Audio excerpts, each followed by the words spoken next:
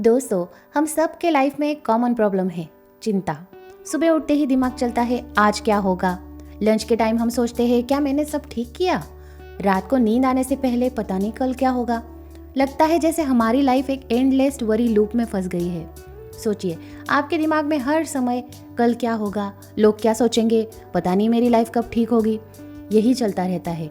और ये restless worry आपकी पूरी एनर्जी चुरा रही है और आपकी हैप्पीनेस भी छीन रही है।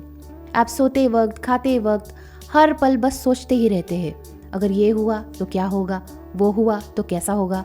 और फिर पता चलता है 90% चीज़ें जो हम सोच रहे थे वो कभी हुई ही नहीं।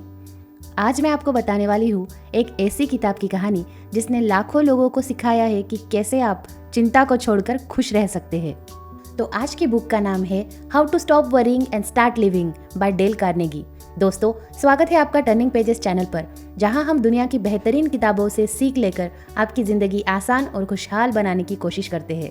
अगर आप भी स्ट्रेस फ्री, कॉन्फिडेंट और सक्सेसफुल लाइफ जीना चाहते हैं तो ये जगह आपके लिए है। तो चलिए शुरू करते हैं आज की इंस्पायरिंग किताब का सफ़र।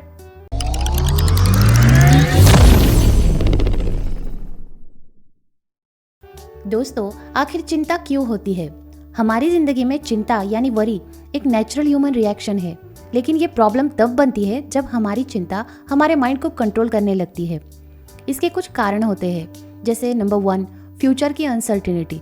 ज़्यादातर चिंता इसलिए होती है क्योंकि हम फ्यूचर के बारे में ही सोचते रहते हैं, जिसे हम कंट्रोल ही नहीं कर सकते।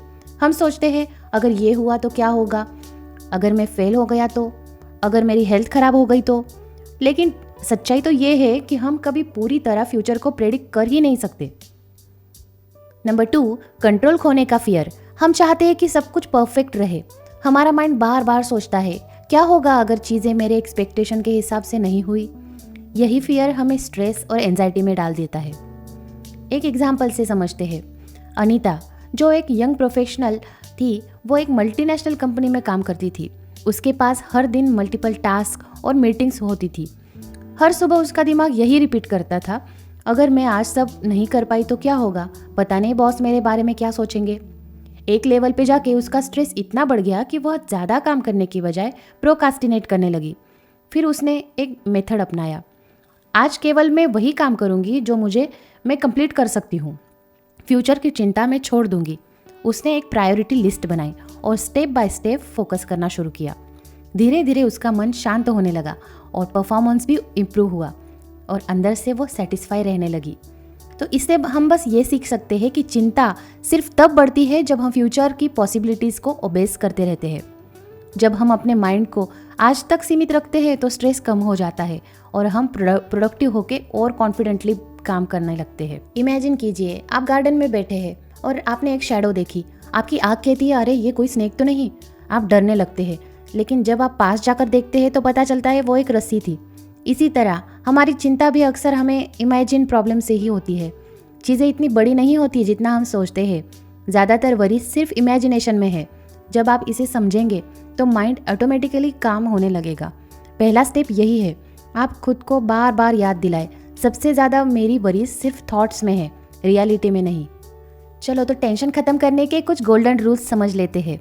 Number 1, live in day tight compartments, means आज पर फोकस करो। हम अक्सर अपने माइंड को फ्यूचर की टेंशन में फंसा देते हैं, जैसे स्कूल या कॉलेज में एग्जाम्स, रिलेशनशिप्स, हेल्थ या पर्सनल गोल्स के बारे में हम सोचते ही रहते हैं। लेकिन सच ये है कि हम सिर्फ आज का काम कंट्रोल कर सकते हैं। एक एग्जाम्पल से समझते हैं। रिया एक कॉलेज स्टूडेंट थी, अपकमिंग सेमेस्टर एग्जाम की तैयारी कर रही थी। वह हर दिन सोचती थी मैं अगर फेल हो गई तो, अगर पेरेंट्स नाराज़ हुए तो मैं क्या करूँगी, पता नहीं मेरा करियर कैसे बनेगा। ओवर थिंकिंग से उसका स्ट्रेस बढ़ गया और वह पढ़ाई पर बिल्कुल भी फोकस नहीं कर पा रही थी। एक दिन रिया ने डिसाइड किया, मैं सिर्फ आज के सिलेबस पर फोकस करूंगी, जो आज पढ़ सकती हूँ वही पढ़ूंगी, फ्यूचर की टेंशन में छोड़ दूंगी। उसने अपने स्टडी टाइम को छोटे छोटे स्लॉट्स में डिवाइड किया, हर स्लॉट में सिर्फ एक सब्जेक्ट, और हर स्लॉट कंप्लीट होने पर उसने प्रोग्रेस चेक किया और खुद को एंकरेज किया। धीरे धीरे उसका माइंड काम होने लगा, स्ट्रेस भी कम हुआ और पढ़ाई में इम्प्रूवमेंट दिखने लगी। एग्जाम में कॉन्फिडेंट होकर अपीयर हुई और अच्छे मार्क्स भी ले आई। इस एग्जाम्पल से हम ये लेसन ले सकते हैं कि फ्यूचर की टेंशन माइंड को ओवरलोड कर देती है। जब आप माइंड को आज तक सीमित करते हैं तो छोटे स्टेप्स में काम करते हैं और स्ट्रेस कम हो जाता है और फोकस और कॉन्फिडेंस भी बढ़ता है। तो आप सिर्फ रोज़ सुबह इतना ही आपको सोचना है कि आज मैं क्या अचीव कर सकता हूँ, बस उसी पर काम करें, फ्यूचर की टेंशन छोड़ दे। Golden rule number 2, accept the worst case. मतलब सबसे बुरा सोच लो और उसे एक्सेप्ट कर लो। हमारी चिंता अक्सर इसलिए बढ़ती है क्योंकि हम अननोन आउटकम या वर्स्ट केस सिनारियो से डरते रहते हैं। कार्नेगी कहते हैं, सबसे बुरा सोचो, उसे मेंटली एक्सेप्ट करो और फिर इम्प्रूवमेंट प्लान बनाओ।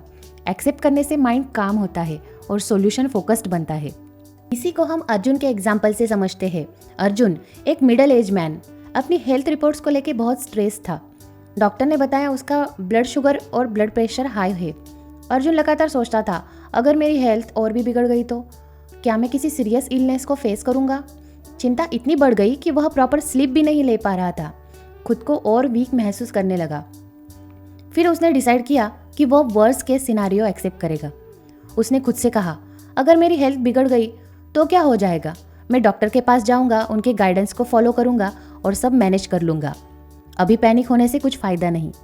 एक्सेप्ट करने के बाद उसका माइंड काम हुआ और उसने डेली हेल्थ रूटीन बनाया, डेली एक्सरसाइज, डाइट और मेडिटेशन फॉलो करना शुरू किया। एज अ रिजल्ट स्ट्रेस कम हुआ। अर्जुन ने अपने हेल्थ पैरामीटर्स को इम्प्रूव किया और माइंड काम रहने से वो और भी हेल्दी और कॉन्फिडेंट फील करता रहा। इससे हम लेसन ले सकते हैं कि वर्स्ट केस एक्सेप्ट करने से हम पैनिक और स्ट्रेसफुल फील नहीं करते। माइंड क्लियर होने पर हम रियलिस्टिक सॉल्यूशन ढूंढ लेते हैं और ओवर थिंकिंग भी बंद हो जाती है और हम एक्शन ओरिएंटेड बन जाते हैं। तो जब भी आप चिंता महसूस करें तो खुद से पूछें, सबसे बुरा क्या हो सकता है, और उसे एक्सेप्ट करें और फिर step by step improvement plan बना ले। Golden rule number 3, keep busy, यानी व्यस्त रहो। जब हमारा माइंड खाली होता है तो निगेटिव थॉट्स और वरीज जल्दी बढ़ते रहते हैं। बोला ही जाता है कि खाली दिमाग शैतान का घर। एम्प्टी माइंड वरीज का एक ब्रीडिंग ग्राउंड बन जाता है। इसलिए जितना हो सके खुद को प्रोडक्टिव और बिजी रखें। बिजी रहने से माइंड डिस्ट्रैक्ट होता है और स्ट्रेस नेचुरल तरीके से कम होता है। सोनिया के एग्जाम्पल से सीखते हैं। एक मिडल एज वुमन अपने पति की सडन डेथ के बाद डिप्रेशन में थी। सोनिया दिन रात घर में बैठ के अपने दुख के बारे में ही सोचती रहती। उसका माइंड लगातार सेम थिंग रिपीट करता रहता, मैं अकेली रही हूँ, मेरी ज़िंदगी तो ख़त्म हो चुकी है।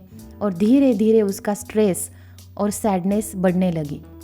डॉक्टर ने उसे एडवाइस दी, बिजी रहो, दूसरों की मदद करो और अपना माइंड डिस्ट्रैक्ट रखो।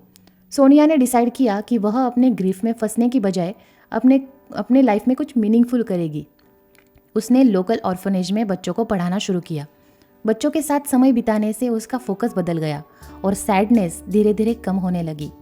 एज अ रिजल्ट सोनिया ने महसूस किया कि हेल्पिंग अदर्स उसके दुख को हल्का कर रहा है। माइंड का फोकस नेगेटिव थॉट से हटकर प्रोडक्टिव और पॉजिटिव चीज़ों पर शिफ्ट हो गया है और धीरे धीरे उसका हैप्पीनेस वापस आने लगा और वो इमोशनली स्ट्रांग बन गई। तो इससे हम ये लेसन ले सकते हैं कि माइंड का स्ट्रेस अगर घटाना है तो बिजी रहो और प्रोडक्टिव कुछ करते रहो। इसमें दूसरों की मदद करना एक बेस्ट ऑप्शन हो सकता है। तो जब भी आप डिप्रेशन या ओवर थिंकिंग फील कर रहे हैं तो अपनी एनर्जी किसी पॉजिटिव एक्टिविटी में इन्वेस्ट करें। कोई हॉबी, कोई वॉलंटियर वर्क या कोई स्किल सीखना, इसमें आप एंगेज रख सकते हैं। अब हम डिस्कस करते हैं, कार्नेगी ने अपने बुक में कुछ प्रैक्टिकल टेक्निक्स भी शेयर किए हैं। नंबर 1, फैक्ट्स कलेक्ट करना। ज़्यादातर चिंता इसलिए होती है क्योंकि हम अधूरी इंफॉर्मेशन या अजम्पशन पर स्ट्रेस करते रहते हैं। जब हम पूरे फैक्ट्स नहीं जानते तो माइंड खुद ही वर्स्ट केस सिनारियो बना देता है। फॉर एग्जाम्पल, मान लीजिए आपके फ्रेंड ने मैसेज का रिप्लाई नहीं किया। आपके दिमाग में तुरंत थॉट्स आने लगते हैं, शायद वो मुझसे नाराज़ है या वो मेरे बारे में कुछ बुरा सोच रहा है। लेकिन सच ये है कि वो बस बिजी था या फिर उसने फ़ोन देखा ही नहीं था, इसलिए उसने रिप्लाई नहीं किया था। तो लेसन हम ले सकते हैं कि रियलिटी चेक करें, अजम्पशन मत बनाइए। फैक्ट्स कलेक्ट करने से हम अननेसेसरी होने वाले स्ट्रेस को कम कर सकते हैं और माइंड को भी शांत रख सकते हैं। नंबर 2, डिसीजन लो और स्टिक रहो। जब हम कोई डिसीजन नहीं लेते तो माइंड बार बार वही सिनारियो रिप्ले करता रहता है और हम ओवर थिंकिंग के जाल में फंस जाते हैं और स्ट्रेस फील करते हैं। फॉर एग्जाम्पल, अंजलि एक स्टूडेंट थी जो कंफ्यूज थी कि उसे किस फील्ड में करियर बनाना है, इंजीनियरिंग या डिज़ाइन। ओवरथिंकिंग की वजह से उसकी स्लीप कम हो रही थी और स्ट्रेस बढ़ रहा था। फिर उसने डिसाइड किया कि वो डिज़ाइन फील्ड को चूज़ करेगी। डिसीजन लेने के बाद उसने स्टेप बाय स्टेप कोर्सेज में एनरोल करना शुरू किया और फोकस्ड होकर अपनी लर्निंग शुरू की। एज अ रिजल्ट उसका स्ट्रेस कम हुआ और कॉन्फिडेंस भी बढ़ा। इससे हम लेसन ले सकते हैं कि डिसीजन लेने से माइंड फ्री हो जाता है और एक्शन ओरिएंटेड बनना और आसान हो जाता है। Number 3, don't sweat the small stuff. Small problems पर चिंता करना वेस्ट है। सोचे 5 साल बाद क्या यह मैटर करेगा? अगर नहीं तो एनर्जी वेस्ट मत करें। फॉर एग्जाम्पल राहुल छोटी छोटी बातों से, जैसे ट्रैफिक या फिर डिले फूड डिलीवरी या फिर छोटे छोटे आर्ग्यूमेंट्स, इन पे स्ट्रेस करता था। एक दिन उसने सोचा कि 5 साल बाद सच में ये मैटर करेंगे या नहीं। धीरे धीरे उसने छोटे छोटे इश्यूज पर चिंता करना बंद कर दिया। एज अ रिजल्ट रोज़मर्रा की लाइफ में शांति और हैप्पीनेस उसकी बढ़ गई। Number 4, practice gratitude. हम सब की लाइफ में चैलेंजेस होते हैं, लेकिन साथ ही बहुत सी छोटी छोटी ब्लेसिंग्स भी होती है जिन्हें हम इग्नोर कर देते हैं। हम सब रोज अगर ब्लेसिंग्स को कॉन्शियसली याद करें, हमारा माइंड ऑटोमेटिकली नेगेटिव से पॉजिटिव शिफ्ट होने लगता है। ब्रेन एक ही टाइम पर नेगेटिव और पॉजिटिव दोनों इक्वल फोकस नहीं कर सकता। जब आप थैंकफुल होते हो तो आपका माइंड कंप्लेंट करने की जगह एप्रिसिएशन में चला जाता है और ये शिफ्ट आपको नेचुरल हैप्पीनेस देता है, क्योंकि आप महसूस करते हो कि आपकी लाइफ खाली नहीं बल्कि फिल्ड विद गिफ्ट है। मीरा के एग्जाम्पल से समझते हैं। मीरा रोज 3 चीज़ें लिखना शुरू करती है जिसके लिए वो थैंकफुल थी। Family, health, friends. इनिशियली उसने सोचा था कि इतनी छोटी चीज़ों से क्या फ़र्क पड़ेगा, लेकिन कुछ हफ्तों बाद उसने खुद महसूस किया कि स्ट्रेस कम हुआ और उसकी हैप्पीनेस बढ़ी। Number 5, help others. दूसरों की मदद करो। जब हम सिर्फ अपनी प्रॉब्लम्स पर फोकस करते हैं तो वो हमें बड़ी लगती है, लेकिन जैसे ही हम दूसरों की हेल्प करना शुरू करते हैं तो हमें एहसास होता है कि दुनिया में हमारी प्रॉब्लम सबसे बड़ी नहीं है।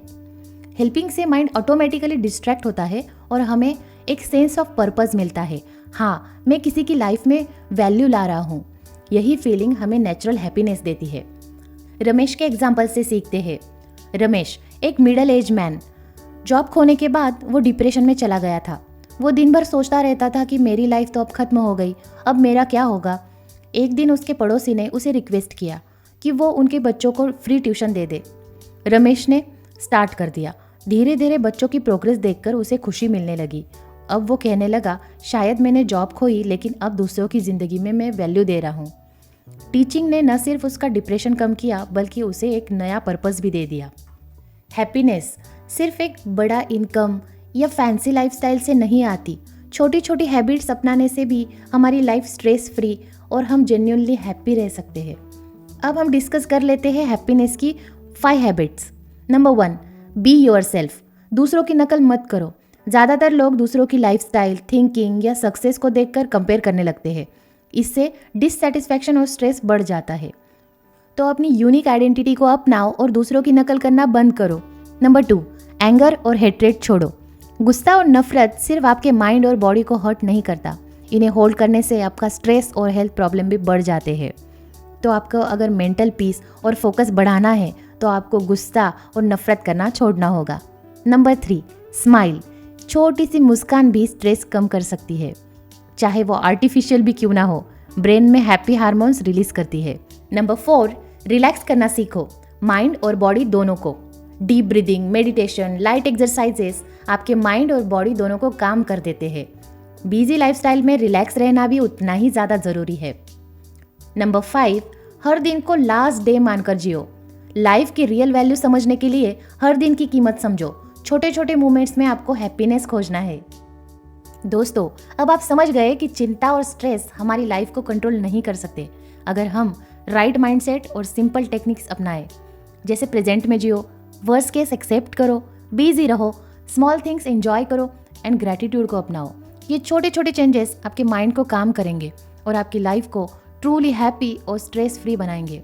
याद रखिए, खुशी कोई डेस्टिनेशन नहीं है बल्कि हर दिन हर पल की एक प्रैक्टिस है।